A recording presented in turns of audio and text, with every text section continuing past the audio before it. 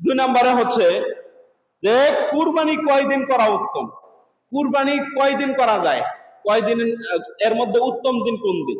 কুরবানি করা যায় 3 দিন, 10, 11, 12, 3 দিন, 10, 11, 12। এই দিনের মধ্যে তবে 10 তারিখ যেটা ঈদের দিন আমরা বলি, এই ঈদের দিনে কুরবানি করা হচ্ছে উত্তম, সর্বোত্তম, সবচাইতে ভালো। 10, 11, 12 এর মধ্যে আপনার 10 তারিখেই কুরবানি করাটা কি সবচাইতে উত্তম। এরপরে এখন আসুন, যদি আপনার একটা নাবালক ছেলে আছে বা আপনার নাবালক ভাই আছে, তো তার পক্ষ থেকে কুরবানি দিতে হবে কিনা? যদি কারো নাবালক সন্তান থাকে কিন্তু সে সম্পদের মালিক, নেশাব সম্পূর্ণ সম্পদের মালিক হয়ে গেছে, তার বাবা তাকে টাকা দিয়ে গেছে বা বাবা মৃত্যুবরণ করছে, অটোমেটিক সে সম্পদ পাইছে, তাহলে সেক্ষেত্রে এই নাবালকের পক্ষ থেকে কুরবানি দিতে হবে না, তার সম্পদ যেভাবে আছে সেভাবেই থাকবে, নাবালকের পক্ষ থেকে কুরবানি ওয়াজিব না। এরপরে যদি কি থাকে, বালেগ যদি থাকে, সুস্থ মস্তিষ্ক কিন্তু নিসাব পরিমাণ কি আছে, সম্পদ সম্পদ আছে, কিন্তু বালেগ কিন্তু তার মস্তিষ্ক সুস্থ না, সে বয়সে উপনীত হয়েছে কিন্তু তার কি না, মস্তিষ্কটা সুস্থ না, তার জ্ঞান গরিমা ওরকম সুস্থ না, তাহলে তার কি কুরবানি দিতে হবে কিনা? তাহলে এমন ব্যক্তির উপর, এমন বালেগ ব্যক্তির উপর যার নাকি মস্তিষ্ক ঠিক নাই, সুস্থ না, তাহলে তার জন্য কুরবানি দেওয়া ওয়াজিব না। যদিও কি থাকে, সে সম্পদ পরিমাণ মালের যদি কি থাকে, মালের যদি সে নিসাব পরিমাণ মালের মালিক হয়েও থাকে, তারপরও তার উপরে কুরবানি ওয়াজিব না। এইগুলো একটা। তারপরে হচ্ছে এখন আরেকটা বিষয়, এটা প্রায় অনেকেই মাসালা এটা জিজ্ঞেস করে, দরিদ্র লোক, গরিব লোক, সে কি কুরবানি দিবে কিনা? দেখুন, এটা খুব গুরুত্বপূর্ণ। দরিদ্র লোক সে কি দেবে না, তার উপরে কুরবানি ওয়াজিব না, তার উপরে কুরবানি ওয়াজিব না। যদি সে কুরবানি করার নিয়তে যদি পশু কিনে ফেলে, তাহলে ওই পশুটা কুরবানি দেওয়া ওয়াজিব হয়ে যায়, অর্থাৎ তার উপরে কিন্তু ওয়াজিব না। গরিব মানুষ, দরিদ্র, কিন্তু তার মন চাইলে একটা কুরবানি দেই, কিন্তু কুরবানি কি করলো, তার উপরে ওয়াজিব না, কিন্তু যখনই সে পশুটা কিনে ফেলবে তখন থেকে তার উপরে ওই কুরবানিটা দেওয়া, ওই পশুটা কুরবানি দেওয়া তার উপরে কি হয়ে যায়, ওয়াজিব হয়ে যায়। এরপরে যদি কোরবানির দিনগুলাতে কেউ যদি কি থাকে, কোরবানি যদি না দিতে পারে, সেক্ষেত্রে কি করবে? যদি কোরবানির দিনগুলাতে যদি কেউ কি থাকে, আপনার কুরবানি যদি দিতে না পারে, সেক্ষেত্রে কি করবে? কোরবানির দিনগুলাতে কুরবানি দিতে পারলো না, কিন্তু তার নেশাব সমপরিমাণ কি আছে, মালের মালিক আছে, তাহলে সে কি করবে? তাহলে এমন ব্যক্তির উপর একটি ছাগল সম পরিমাণ, কুরবানিতে একটা ছাগল সম পরিমাণ যে পরিমাণ টাকা আসে, এই টাকাটা কি করবে, সে সদকা দিয়ে দিবে, মানুষদেরকে দান খয়রাত করে দিয়ে দিবে, যদি কুরবানি না দিতে পারে। আর যদি কি করে, যে কুরবানি দিতে পারলো না, তাহলে সেক্ষেত্রে কি করবে, সদকা করে দিবে। কুরবানির দিন 3 দিন যেহেতু আছে, 3 দিনের পরেও যদি কি হয়, সময় হয়, সে কি করবে, এটা সদকা করে দিবে। অর্থাৎ কুরবানি না দিয়া কি করা, সামনে এগিয়ে যাওয়া, এটা কোনোভাবেই সম্ভব না, অর্থাৎ দিতেই হবে, সদকা করে দিতে হবে, তথাপি কি করতে হবে, কুরবানির টাকা দিতে হবে। আর যদি কেউ কি করে, যে এরকম হইল যে আপনার কুরবানি 3 দিন চলে গেল, এরপরে সে কি করলো, কুরবানির নিয়তে একটা পশু কিনছিল, 3 দিন আগেই কিনছিল, কিন্তু 3 দিনের মধ্যে জবাই করলো না, কিন্তু এরপরে কি করলো, সে 3 দিন পরে গিয়ে কুরবানির গরুটা বা পশুটা কি করলো, জবাই করলো, তাহলে তার কি হোক? তাহলে তার হুকুম হচ্ছে, এই যে যেই কুরবানিটা যে জবাই করছে, সমস্ত গোশত এটা কি করবে, মানুষের মাঝে বন্টন করে দেবে, সে একটা টুকরাও সে কি করতে পারবে না, নিজে খেতে পারবে, সে নিজে খেতে পারবে না। খুবই গুরুত্বপূর্ণ। কিন্তু 3 দিন চলে গেছে কুরবানির, কিন্তু কুরবানি দিতে পারেন নাই, কিন্তু পশু কিনছে কি ঈদের আগে বা ঈদের দিন, ঈদের আগে 1 সপ্তাহ আগে কিনে ফেলছেন, 1 বছর আগে কিনে রাখছেন কুরবানি দিবেন, কিন্তু 3 দিনের পরে গিয়ে জবা করলেন, তবে সেক্ষেত্রে কি করতে হবে, পুরাটা গোশত সব এতিম অসহায় মানুষ যারা আছে কুরবানির গোশত খায়, খেতে পারে, সবাইকে দিতে পারবেন, কিন্তু কুরবানির গোশত কি করা যাবে না, আপনি নিজে খেতে পারবেন না। কিন্তু আপনার নিজের যদি কুরবানির গোশত হয়, যদি আপনার নিজের কুরবানি যদি হয়, তাহলে রাসূল সাল্লাল্লাহু আলাইহি ওয়াসাল্লামের হাদিস আসছে যে ঈদগাহে যাওয়ার পরে, ঈদগাহ থেকে আসার পর, ঈদগাহ থেকে আসার পরে সর্বপ্রথম আপনার কি করা, ওই কুরবানির যে কুরবানিটা আপনার, ওই কুরবানির গোশত খাওয়া, এটা হচ্ছে সবচেয়ে মুস্তাহাব, সবচেয়ে উত্তম, সবচেয়ে উত্তম। সেটা হোক আপনার বকরি, ছাগল, বেড়া, হ্যাঁ, উট, দুম্বা বা গরু, যাই কিছু হোক, কিন্তু সকাল সকাল কোনো কিছু না খেয়ে রাসূল সাল্লাল্লাহু আলাইহি সাল্লামের আমল ছিল এটা, যে তিনি, আমরা যেটাকে ছোট ঈদ বলি, যেটাকে ঈদ উল ফিতর, এই ঈদ উল ফিতরের সময় রাসূল সাল্লাল্লাহু আলাইহি সাল্লাম সকাল সকাল কি করতেন? মিষ্টান্ন খেয়ে ঈদগাহে যেতেন। কিন্তু এই ঈদ উল আজহার সময় রাসূল সাল্লাল্লাহু আলাইহি সাল্লাম কি করতেন? সকালে কিছুই খেতেন না। তিনি ঈদগাহে যেতেন, নামাজ পড়তেন, আসার পরে নহর করতেন, অর্থাৎ উট জবাই করতেন, দুম্বা, এগুলো জবাই করে ওই গোশত দিয়ে সর্বপ্রথম রান্না করা খাবারটা তিনি খেতেন। এটা হচ্ছে উত্তম, আবার সুন্নত, সবচাইতে উত্তম এটা। এজন্য কোরবানির দিনের এই আমলটা আমরা ইনশাল্লাহ সকলেই করার চেষ্টা করবো, যে সবার আগে আগে, যত আগে আগে অন্য কিছু না খেয়ে এটা কি করা? খাওয়া। এরপরে আসুন, রাতে যদি কেউ কুরবানি দেয়, কুরবানি হবে কিনা? বহুল প্রচলিত প্রশ্ন, অনেক সময় এটা হয়ে থাকে। আমি যখন গাজীপুর ছিলাম অনেকে প্রশ্ন করতো এটা, যে রাতে কুরবানি দিলে হবে কিনা। রাতে যদি কি করে, 10 তারিখ 11 তারিখে আপনি রাতে দেন, হবে। কিন্তু 12 তারিখে যদি কেউ কি করে রাতে দেয়, তাহলে কিন্তু হবে না। 10 11 2 দিন রাতে যদি কুরবানি দেন, কুরবানি হবে। কিন্তু 12 তারিখে রাতে কি হবে না? কুরবানি হবে না। কারণ কি? 12 তারিখটা যখন কি হয়, শুরুই হয় আপনার কি, 12 তারিখ শুরুই হয়, দেখবেন যে আপনার 12টার পর থেকে, রাত 12টার পর থেকে শুরু হয়ে সারাদিন গিয়ে তারপরে রাত্রে শেষে 12 তারিখ। কিন্তু আরবি হিসাব হচ্ছে আপনার সূর্যাস্ত চলে গেছে, মানে সূর্য ডুবে গেছে, ডোবা থেকেই কিন্তু আরেক তারিখ চলে আসে, অর্থাৎ 12 তখন থাকে না, 13 চলে আসে। এজন্য সূর্যাস্তের পরে আপনি কি করতে পারবেন না, তখন আর দিতে পারবেন না, কিন্তু 10 11তে দিতে পারবেন। এখন আসুন আরেকটা বহুল প্রচলিত একটা প্রশ্ন, যে 13 নম্বর প্রশ্নে, যে ওর কুরবানির পশুর বয়স কতটুকু হবে? কুরবানির পশুর বয়স কতটুকু পরিমাণ হবে? যে কুরবানির পশুর বয়স হবে, উট যদি হয় তাহলে কমপক্ষে 5 বছর। উট যদি হয় তাহলে, উট যদি পশু থাকে তাহলে সেক্ষেত্রে বয়স হতে হবে কমপক্ষে 5 বছর। আর যদি কি হয়, মহিষ, গরু, এগুলা যদি হয় তাহলে 2 বছর হতে হবে। গরু, মহিষ এগুলা যদি হয়, এ ধরনের যে প্রাণীগুলো আছে, সেটা হবে কি 2 বছর, কমপক্ষে 2 বছর। আর ভেড়া, দুম্বা, ছাগল যেগুলো আছে, ছোট ছোট প্রাণী, ভেড়া, দুম্বা, ছাগল, এগুলা কমপক্ষে 1 বছর হতে হবে। যখন 1 বছর হবে তখন এর উপরে কি হবে, কুরবানি আপনি দিতে পারবেন এর দ্বারা। কিন্তু ভেড়া, দুম্বা 1 বছর হয় না, অনেক সময় দেখা যায় ভেড়া, দুম্বা বা ছাগল এগুলো কি হয় নাই, 1 বছর হয় না, কিন্তু কি দেখা যায়, বলিষ্ঠ দেখা যায়, খুব ভালো দেখা যায়, এরকম হয় না? অনেক ছাগল এরকম আছে 1 বছর হয় নাই কিন্তু খুব ভালো, এরকম মনে হয়। তাহলে এটা দিয়েও কি হবে, আপনার কুরবানি হবে, যদি ভালো মনে হয় যে বেশি। কিন্তু ছাগল একভাবে, মানে ছাগল যেটা আছে, ভেড়া, দুম্বা এটা হবে, কিন্তু ছাগল 1 বছরের নিচে কুরবানি হবে না। অর্থাৎ 1 বছরের নিচে ছাগল দিতে পারবেন না, ভেড়া আর দুম্বা সেক্ষেত্রে কি করা যাবে, দেওয়া যাবে। আর আরেকটা বহুল প্রচলিত প্রশ্ন, যে শরীক কয়জন হতে পারবে? শরীক 7 জন হতে পারবে, একটা কুরবানিতে 7 জন হতে পারবে। তবে কোন পশুর ক্ষেত্রে? সেটা হচ্ছে উট, তারপরে হচ্ছে মহিষ, এরপরে গরু, এগুলা যে বড় বড় প্রাণী আছে সেটার ক্ষেত্রে 7 জন হতে পারবেন। কিন্তু যেমন আছে দুম্বা, তারপরে বেড়া, ছোট ছোট যেরকম খাসি, এগুলার ক্ষেত্রে 1 জন থেকে 2 জনই হওয়া যাবে না, 3 জনও হওয়া যাবে না। মোট কথা যে কি হবে, বড়গুলা যেগুলো আছে, বড় প্রাণী, সেগুলো কি করতে হবে, 7 জন হতে পারবেন। কিন্তু এছাড়া যেই ভেড়া, ছাগল, এই জাতীয় যে প্রাণী আছেন তার মধ্যে কি হবে না, 1 জন থেকে 2 জনে হওয়া যাবে না, 1 জনই কুরবানি দিতে হবে। এরপরে গোশত যদি দেখেন, অনেক গুরুত্বপূর্ণ একটা প্রশ্ন। আমি বলছিলাম সবাইকে একটু একটু আগে আগে আসার জন্য, জানি বা না জানি, অনেক প্রশ্ন জানি বা অনেক প্রশ্ন না জানি, কিন্তু তারপরে খুব একেবারে খেয়াল করে শুনবেন। গোশত যদি কম বেশি করে, 7 জন এখানে কি আছে, ভাগিদার আছে একটা কুরবানিতে, একটা গরুতে 7 জন বা 5 জন ভাগিদার আছে। কিন্তু গোশত যদি কম বেশি করে দেয়, একজনকে 1 কেজি কম দিল, আরেকজন 1 কেজি বেশি নিয়ে নিল, আরেকজনে 2 কেজি কম দিল বা 1 কেজি বেশি নিয়ে নিল, এই যে কমই বেশি, কম বেশি করে যদি গোশত বন্টন করে, তাহলে কি হবে, কুরবানি সহি হবে কিনা? তাহলে কুরবানি সহি হবে না। এটা কিন্তু অনেক ক্ষেত্রে খুব গুরুত্বপূর্ণ মাসালা।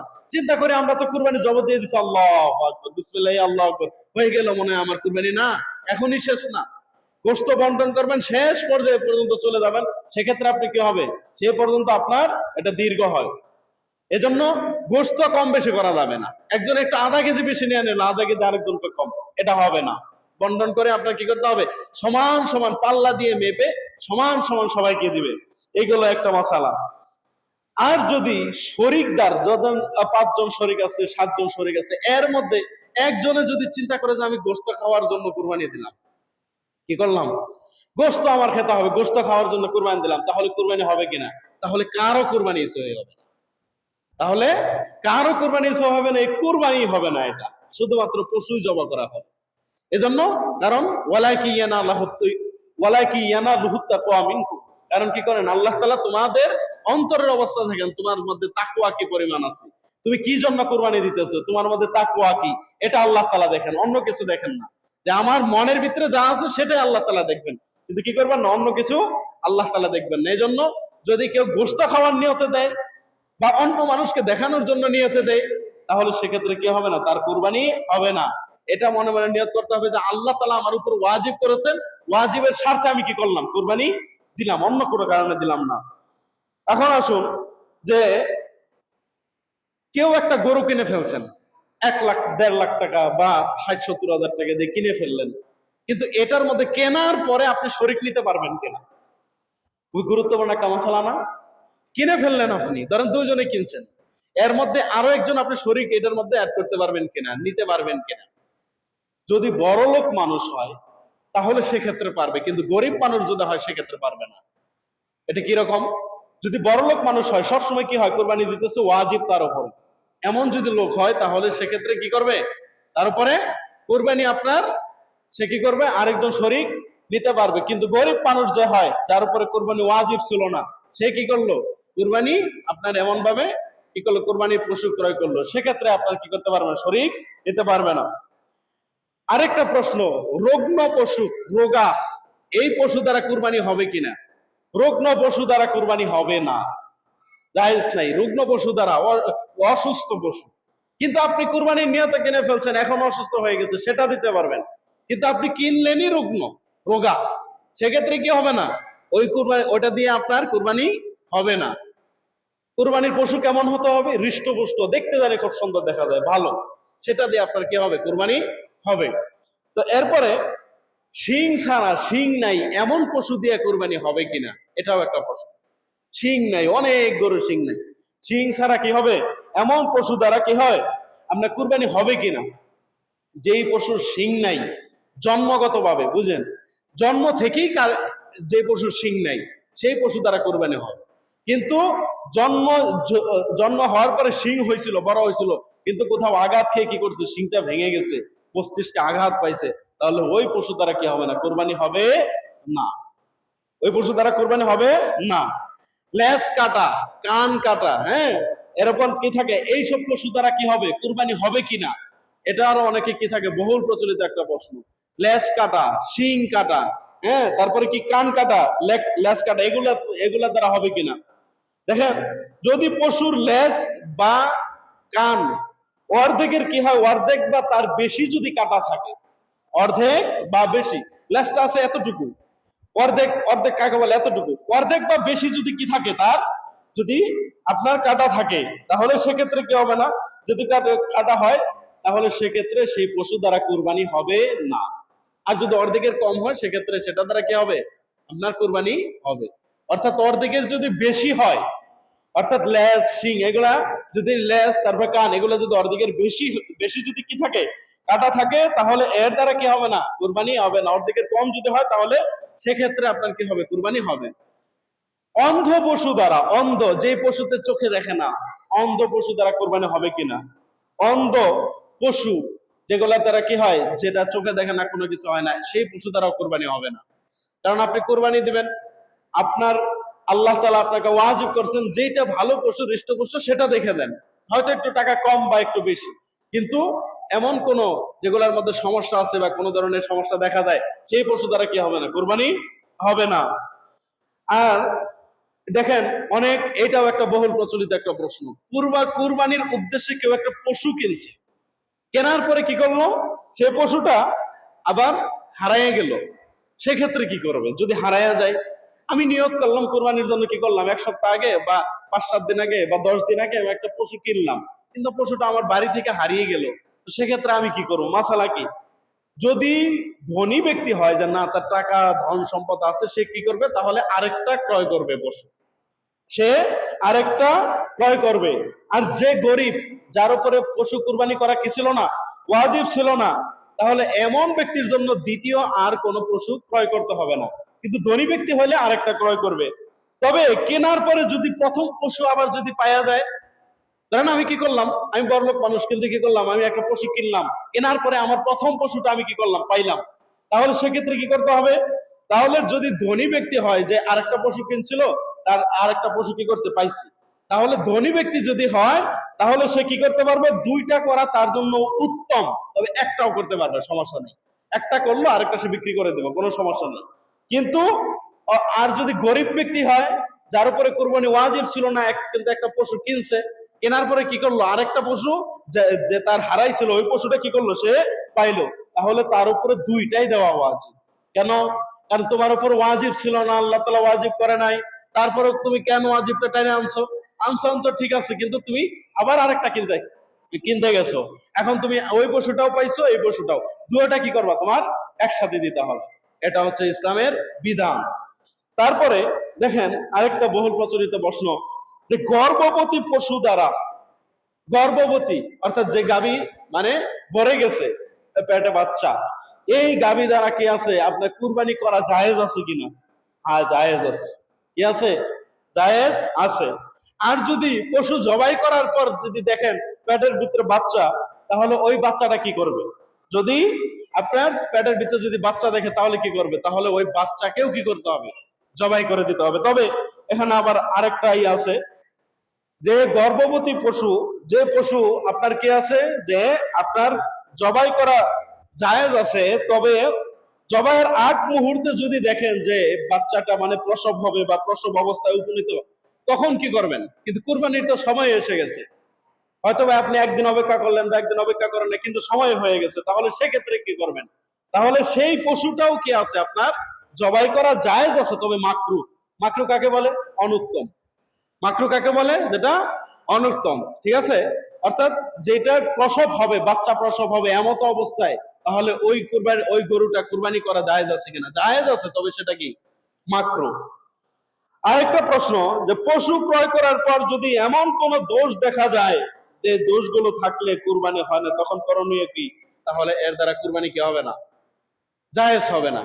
এমন কোন দোষ, কোন কোন দোষ বললাম, যেমন ওই যে শিং নাই, শিং কাটা, তারপর লেজ কাটা, অন্ধ, এই সে কত ধরনের সমস্যা বললাম, এমন সমস্যা যদি দেখা যায়, তাহলে কি হবে? এর দ্বারা কুরবানি হবে কিনা? তাহলে এর দ্বারা কুরবানি হবে না।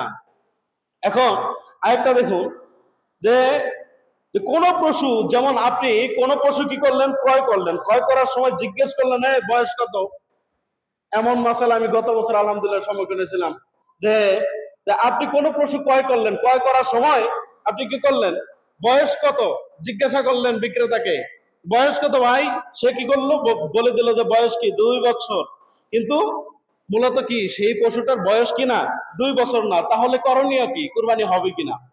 অর্থাৎ আপনি বিক্রেতাকে জিজ্ঞেস করেন ভাই বয়স কত, সে বললো 2 বছর, অথচ তার কিনা 2 বছর না, পরবর্তী জানতে পারলাম বিয়ে করলেন, তাহলে সে কি হবে? তাহলে এর দ্বারা আপনি কুরবানি করতে পারবেন, আপনার জন্য জায়েজ আছে, কিন্তু যে বেচতো আপনার কাছে এটা মিথ্যা বলে, সে কি হবে? গুনাহগার হবে, গুনাহে কবিরা, কবিরা গুনাহ, বড় গুনাহের কি হবে? সে সে সে গুনার ভাগীদার হবে। এরপর আসুন, পশু কোথায় জবাই করা উত্তম? কোথায় জবাই করা ভালো? যে জায়গায় পরিবেশ দূষণ হয় না, খুব ভালো একটা জায়গায় কি করা, পশু কোরবানি করা জায়েজ। এরপরে বন্দা পশু, বন্দা, বন্দা পর্যন্ত, বন্দা, বন্দা পশু দ্বারা কুরবানি করা জায়েজ আছে কিনা? হ্যাঁ, এটা দ্বারা কি আছে, বন্দা পশু দ্বারা কুরবানি করা জায়েজ আছে। অনেক সময় দেখা যায় কুরবানির পশুর, যে পশু দ্বারা উপকৃত হওয়া জায়েজ আছে কিনা। দেখেন খুব গুরুত্বপূর্ণ মাসালা, আপনি নিয়ত করে ফেলছেন 10 দিন আগে, 1 মাস আগে আপনি কি করবেন, এই পশু দ্বারা কুরবানি করবেন, নিয়ত করে ফেলছেন অনেক আগেই। নিয়ত যখন থেকে করলেন তখন থেকে, বা একটা পশু আপনি কিনে আনলেন, কেনার পর থেকেই এই পশু দ্বারা আপনি উপকৃত হতে পারবেন কিনা? উপকৃত মানে উপকার লাভ করতে পারবেন কিনা? উপকার লাভ কয়েক ভাবে হয়। 1 নম্বর, দুধ খেয়া, ওই পশুর থেকে দুধ পান করে দুধ খাইলেন, এটা একটা উপকার। দুই নম্বরে হচ্ছে এই পশু দ্বারা হাল চাষ করলেন বা বিভিন্ন কাজে লাগাইলেন, এটা হচ্ছে উপকার, এটাকে বলে উপকৃত হওয়া। এই পশু দ্বারা কি করা? উপকৃত হওয়া জায়েজ আছে কিনা?